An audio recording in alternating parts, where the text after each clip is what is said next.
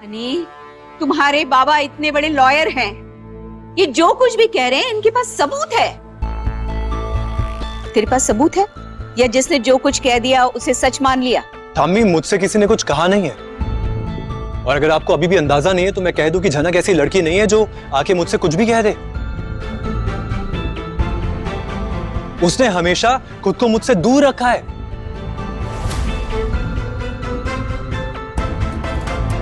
लेकिन मुझे लगता है कि उसके लिए मेरी एक रिस्पॉन्सिबिलिटी है, इसीलिए मैं उसके साथ खड़ा हूं। ठीक है अनी, तो सीधी बात करते हैं। बताओ मुझे, तुम्हारी झनक के लिए क्या रिस्पॉन्सिबिलिटी है? अर्शी, वही रिस्पॉन्सिबिलिटी है जो एक इंसान की दूसरे इंसान के लिए होनी चाहिए।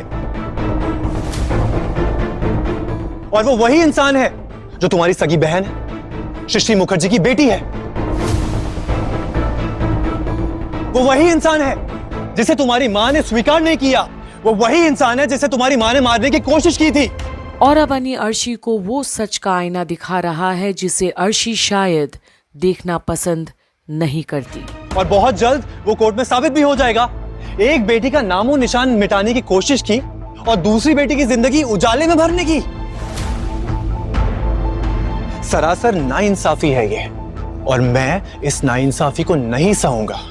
And tell me one thing, हम क्या कोर्ट के बाहर भी ये बहस कर रहे हैं? For God's sake, अनी, अपने माँ बाबा को मुझे इन सब चीजों से दूर रखो। हमने क्या किया है? मैंने क्या किया है जो तुम मेरी जिंदगी बर्बाद करे? What have I done to you? Arshi, मैं तुम्हारी जिंदगी बिल्कुल भी बर्बाद नहीं कर रहा। तुम्हारी एक प्रॉब्लम है, पता है क्या है? तुम सच को एक्सेप्ट ही नहीं करना चाहती। आई एग्री, अलग होना गलत बात है, लेकिन क्या ये दुनिया में पहली बार हो रहा है? बताओ मुझे। देखो, अगर हमारी आपस में नहीं बन रही है ना, तो तुम मेरे साथ क्यों हो? तुम ये घर छोड़ के चली क्यों नहीं जाती? और अब तो अनी सामने से अर्शी को घर तक छोड़कर जाने से बोल दिया है। तो अब अनी, तुम्हें थोड़ा भी बुरा नहीं लग रहा है? मेरा इस घर को छोड़ के जाने के जिक्र से तुम्हें जरा सा भी फर्क नहीं पड़ रहा है? अर्शी, फर्क पड़ रहा है। ट्रस्ट मी, मुझे बहुत बुरा लग रहा है, लेकिन तुमने ही तो कहा कि तुम तकलीफ में हो। और मैं नहीं चाहता कि तुम अपनी पूरी जिंदगी नाखुश होकर बिताओ। तुमने ये कहा, मैं बस तुम्हारी बात को दोहरा रहा हूं। तुम्हारी थोड़ी सी कोशिश मुझे खुशी देती अनी। अगर हम कोशिश करते तो शायद तुम और मैं मिलके एक सुखी संसार बसा सकते थे। हाँ, बसा सकते थे, लेकिन फिर भी मुझे लगता है कि झनक के नाम का जिक्र, उसकी परछाई हमारे साथ रह जाती।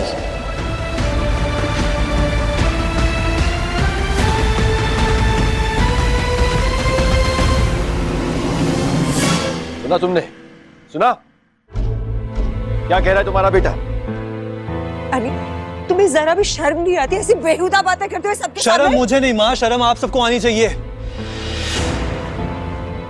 एक औरत ने एक लड़की को मारने की कोशिश की, उसके पहचान को मिटाने की कोशिश की, और अब जब वो अपनी पहचान साबित कर चुकी है, साबित नहीं हुआ है अभी। अगली डेट का इंतजार करो। अभी तक उन्होंने अपने विटनेस पेश किए, अभी हमारे विटनेस आने बाकी हैं। और अब अनी थोड़ा चौंकता है ये बात सुनकर। उसका मतलब शुभो कोई बहुत बड़ा दाव खेलने वाला है, कोई चाल झनक और ब्रिजभूषण के खिलाफ। अगली डेट में पता चलेगा सच क्या है। हाँ, बाबा, मैंने वकालत पढ़ी नहीं है, लेकिन मैं एक बहुत बड़े वकील का बेटा जरूर हूं। विटनेस कैसे लाए जाते हैं, कैसे बनाए जाते हैं, मैं अच्छे से जानता हूं। ओ, तुम्हें यह पता है कि मैं फॉल्स विटनेस लेके आऊंगा,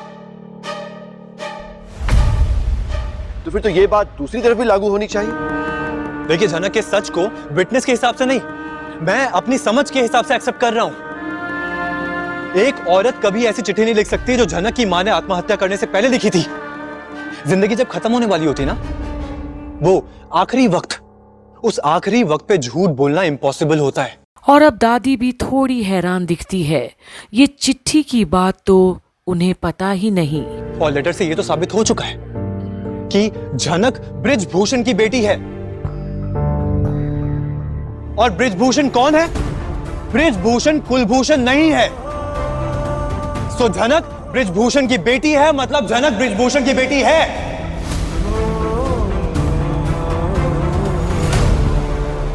हम क्या कोर्ट के बाहर भी ये बहस कर रहे हैं या कोर्ट का वेट करें? ये सब कोर्ट डिसाइड करेगा आनी। एग्जैक्टली। बात अभी अर्शी की है, तू इसे एक्सेप्ट करना चाहता है या नहीं? क्या तू इसे घर से जाने देना चाहता है? हाँ, नहीं दादा, मैंने ऐसा कहाँ कहा।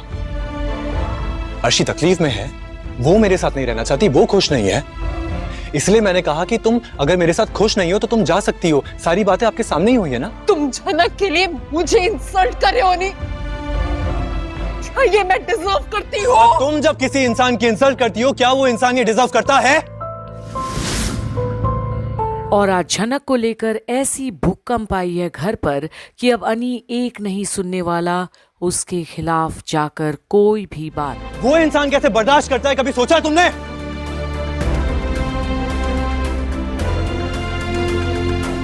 तुमने भी तो झनक की बहुत बार इंसल्ट की है। हाँ, तुम्हें लगता है वो ठीक है? अर्शी, एक बात याद रखना, जब तुम किसी पे उंगली उठाती हो ना, तो 3 उंगली तुम्हारे ऊपर भी उठती है। ओके?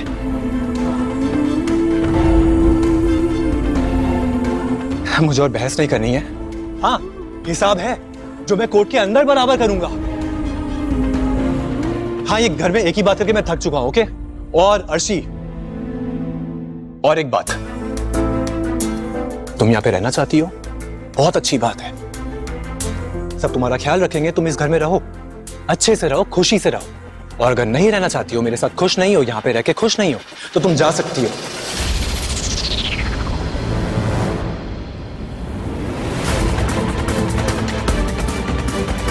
लेकिन तुम जब तक यहां पे हो, तुम मुझसे बिल्कुल नहीं पूछोगी कि मैं कहां जा रहा हूं, क्यों जा रहा हूं, क्या कर रहा हूं, किससे मिल रहा हूं, क्यों मिल रहा हूं। ओके?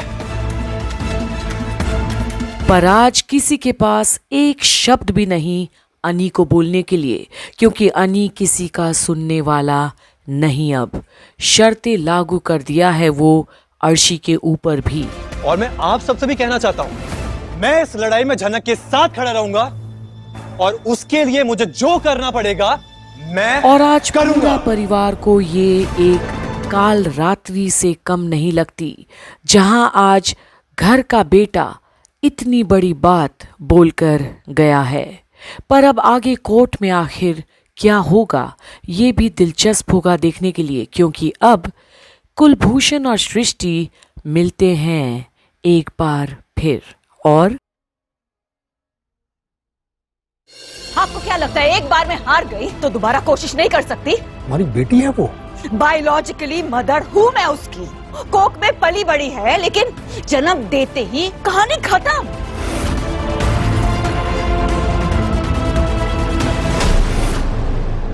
मुझे छू के कहो कि तुम नहीं चाहती कि मैं तुम्हारे साथ रहूं। इस लड़ाई में मैं तुम्हारे साथ हूं, तुम्हारे साथ खड़ा रहूंगा, लड़ूंगा।